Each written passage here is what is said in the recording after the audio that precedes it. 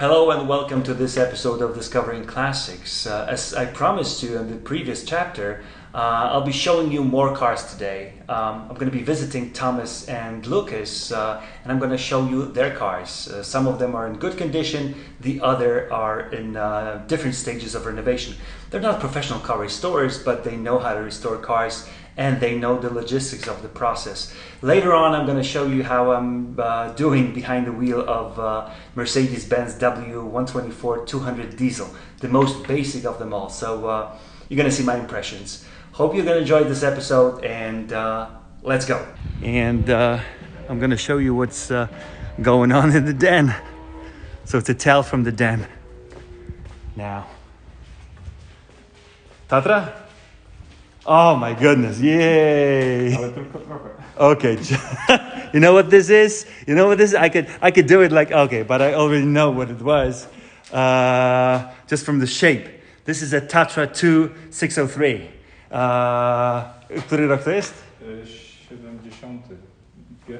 It's a 1971. This car is the most beautiful car from the behind the Iron Curtain, because only Czechs could make a car like that.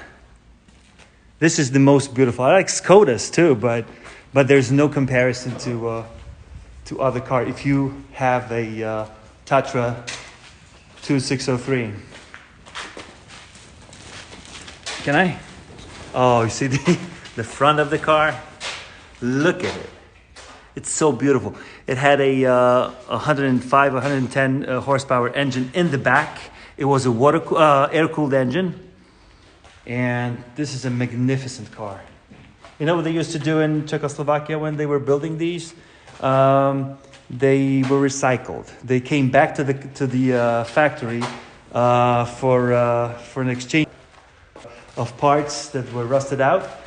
And this is a prototype of a Polonez Caro.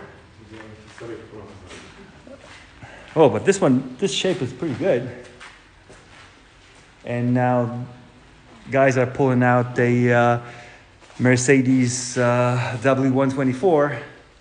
This is an early edition, late 80s. You can see from the original orange blinkers. This is a sedan version, as I can see. But look at this car, man. And the color. And the color. Okay, this is a 2.1 diesel engine. It was Citroen's idea, but Poles were able to buy a license and add this diesel engine into this pretty good looking station wagon. I mean, this car looks pretty good. If you compare it to the ambulance that we saw at the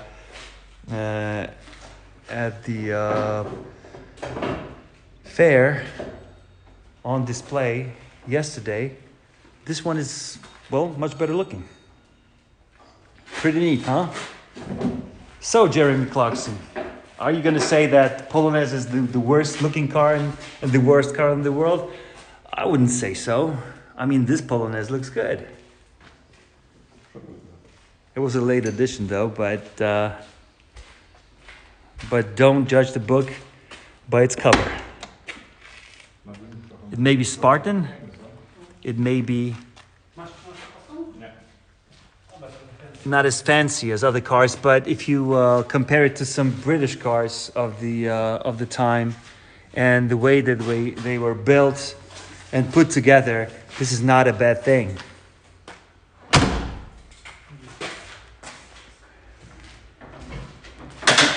It's a diesel? Yes. Okay, this is a diesel car.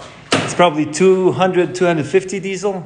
It's 200. 200 diesel, okay.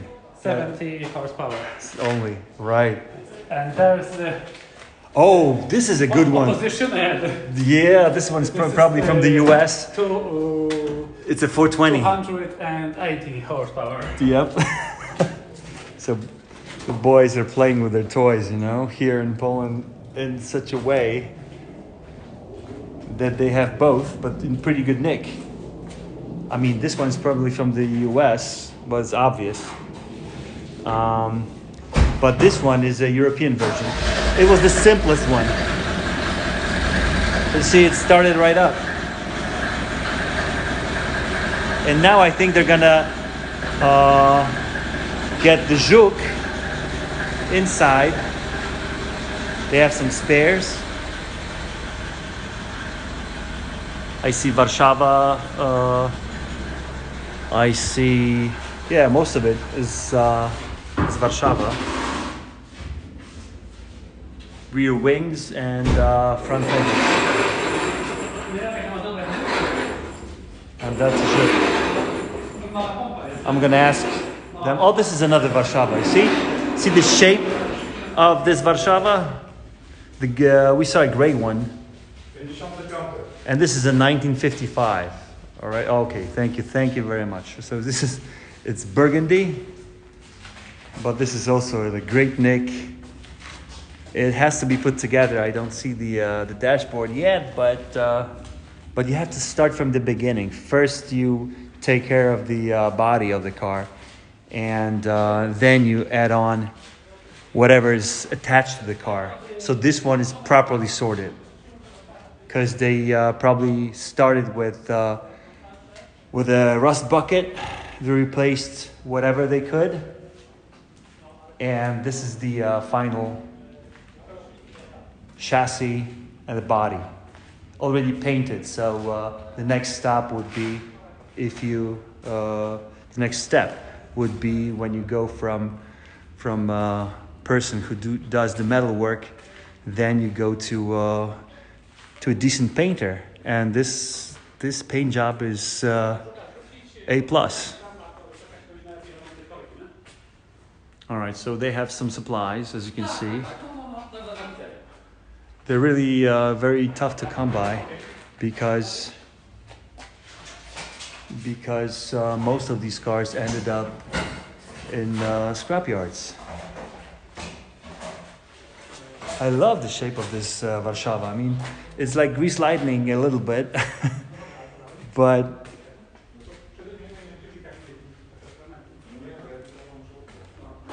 all right, it's pretty dark in here. I don't have my auxiliary light. I'll try to use my my other cell phone.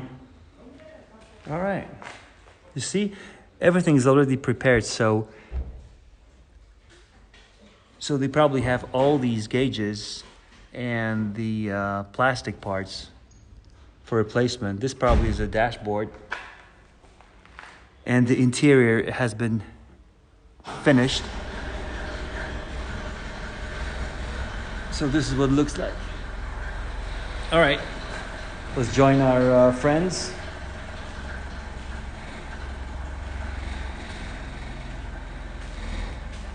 So the Mercedes 200 is out. I'm gonna check out the mileage on this car, because if they wanted to keep it, probably had to be all original and not, totally wasted, as most of these cars are. Nice alloys this time. Looks pretty cool, although just 70 brake horsepower. Okay, I know why they kept it. Look at it. It's only 80,000 miles. Believe it or not. For a car that's a daily driver for a lot of people. In the 1980s, it's only 114,000 kilometers. Look at it. Look at the interior. There's some cracks on the central console, but other than that, it's all original. No changes. Wow, this car, despite the fact that it's not, the top of the line, it's great.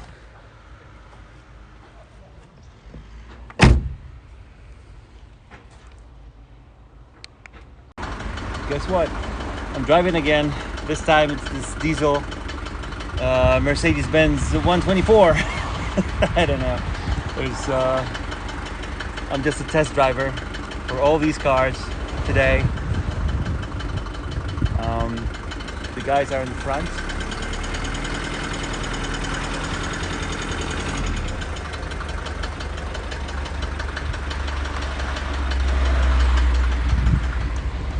This is a pretty simple car. It's a 200 diesel, meaning 2.0 liter engine, pretty weak, about 80 horsepower. So nothing fancy, nothing speedy, but pretty original and nice. All right.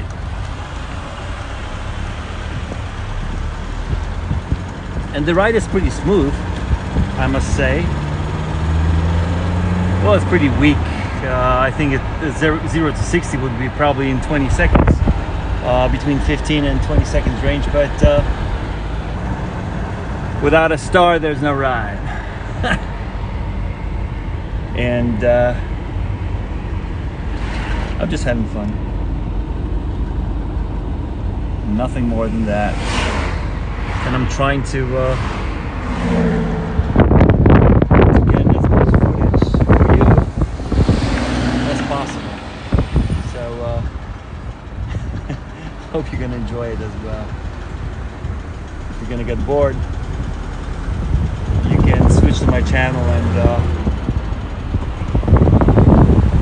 I'll be feeding you with this type of crazy rides.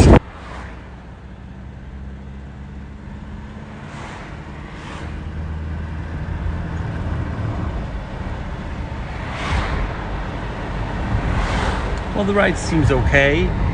I never liked the 124. I have a 114 coupe 250 CE, which is not as modern as this one, but you know, it's a Mercedes Benz, but it's pretty